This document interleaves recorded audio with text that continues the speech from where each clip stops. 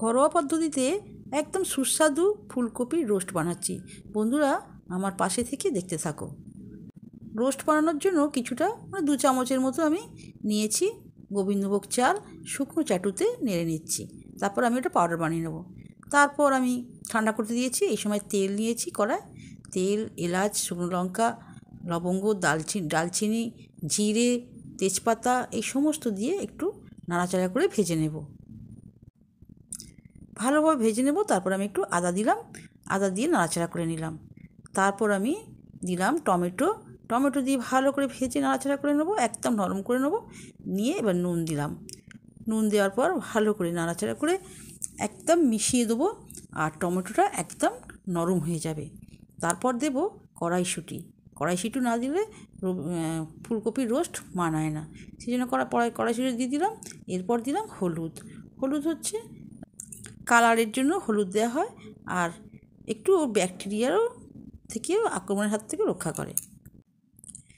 ভালোভাবে নাড়াচাড়া করলাম।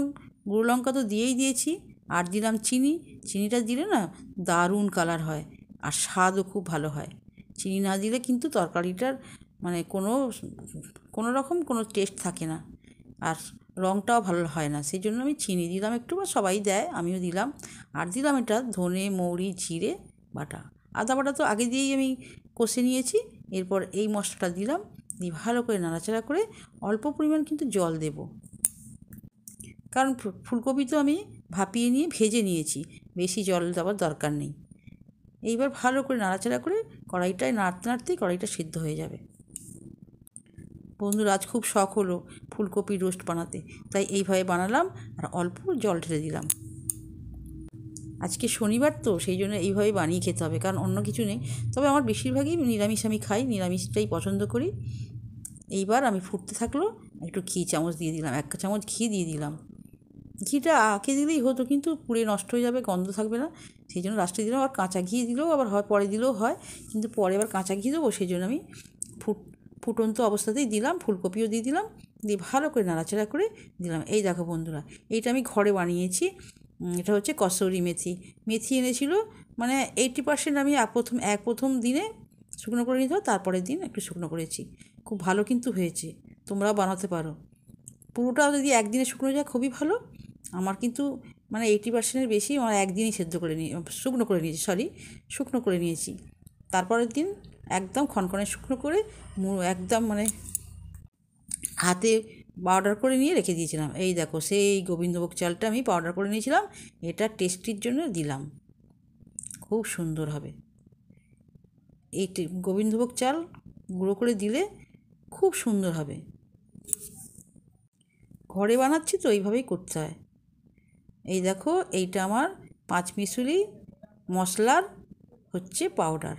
এটা দিলে দারুণ গন্ধ ছাড়ে, রান্নাঘরে একদম গন্ধে মেতে উঠবে, দারুণ ভালো লাগে। যে একটা ভালো রান্না হচ্ছে, আশেপাশেও বুঝতে পারবে, গন্ধটা চলে যাবে। সবশেষে আমার হাতের বোনা ধনেপাতা দিয়ে দিলাম, দারুণ খেতে লাগবে। এরপর বানাচ্ছি আমি ফ্রায়েড রাইস। ভাতটা তো দেখালাম, ভাতটা করেছি, সাদা তেল দিয়েছি, আর এর ওপর 2 চামচের মতো আমি ঘি দেব। দিয়ে ভালো করে ঘিটা একটু গলে যাবে, মানে একটু গন্ধ উঠবে। তারপরে এতে আমি দেব লবঙ্গ, এলাচ, দালচিনি, আর দেব তেজপাতা, দিয়ে ভালো করে নাড়াচাড়া করলাম। সুন্দর করে নাড়াচাড়া করে ভাজা করে নিতে হবে, বেশ লাল লাল ভাজা, গন্ধটা যেন ভালো ওঠে, সেই রকম অবস্থায় আমি ভেজে নেব। ভেজে নিয়ে দেখো বন্ধুরা, এইভাবে আমার আজকে ফুলকপির রোস্ট দিয়ে ফ্রায়েড রাইস খেতে হেভি লাগে। আর এবার সবজিগুলো আমি ভেজে নিচ্ছি, ভালোভাবে ছোটো ছোটো করে কেটে নিয়েছি। কেটে নিয়ে ভালো করে ভেজে নিতে হবে, ভাজতে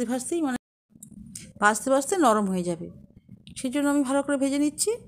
আর একটু ঘি দিলাম, দিয়ে আরও ভালো করে নাড়াচাড়া করে ভেজে নিচ্ছি। ঘরোয়া পদ্ধতিতে ফ্রায়েড রাইস হচ্ছে দারুণ খেতে লাগে, কিন্তু মাঝে মাঝে আমি এরকম করি। ফ্রায়েড রাইসে যে সবজিগুলো দিতে হয়, গাজর আছে, মটরশুঁটি আছে, আর আছে তোমার বিম কড়াই, আর একটু ফুলকপি ছোটো ছোটো পড়েছিল, সেটা দিয়ে দিয়েছি। নুন দিলাম, দিয়ে ভালো করে নাড়াচাড়া করে নরম করে নিলাম, খুব ভালো খেতে লাগবে। প্রায় হয়ে এসেছে। এইভাবে নাড়তে নাড়তে প্রায় হয়ে এসেছে। দেখো বন্ধুরা, একটু চিনি দিলাম। ফ্রায়েড রাইসে একটু চিনি দিতে হয়। নুন তো দিয়েই দিয়েছি আগে, এবার এখন চিনি দিয়ে একটু স্বাদ বাড়ানোর জন্য নাড়াচাড়া করে নিলাম। দিয়ে এবার আমি ভাত করা আছে, এই যে ঝরঝরে ভাত, এই ভাতগুলো আমি ঢেলে দেবো। দিয়ে ভালো করে নাড়াচাড়া করে ভেজে নেব। ফ্রায়েড রাইস তো, সেই জন্য ভেজে নিতে হবে। এইভাবে আস্তে আস্তে ঢালতে হবে, নচেত বাইরে পড়ে যাবে। অনেকে চিকেন দিয়ে খায়, আমি আজকে শনিবার, আমি খাবো ফুলকপির রোস্ট দিয়ে। দারুণ লাগবে কিন্তু। নর্মাল চাল দিয়ে করেছি, বাড়িতে যে চাল আমরা ভাত খাই সেই চাল দিয়ে করেছি। সেই চাল দিয়ে করলেও ভালো লাগবে খেতে। দেখো, খুব সুন্দর কিন্তু দেখতে লাগছে। সবুজ, কমলা কালারগুলো একদম কালারফুল, খুব ভালো লাগছে। নিরামিষ ফ্রায়েড রাইস আর হচ্ছে ফুলকপির রোস্ট নিরামিষই করেছি, কারণ আজ তো শনিবার, সেই জন্য এই প্রসেসে রান্না ফুলকপির রোস্ট আর ফ্রায়েড রাইস। দেখো বন্ধুরা, কেমন দেখতে লাগছে একটু কমেন্ট করে জানিও প্লিজ। ভালো দেখতে লাগলে ভালো বলবে, খারাপ দেখতে লাগলে খারাপ বলবে, আমার কিচ্ছু মনে হবে না, আমি তাতে খুশি হব। তোমরা ভালো থেকো।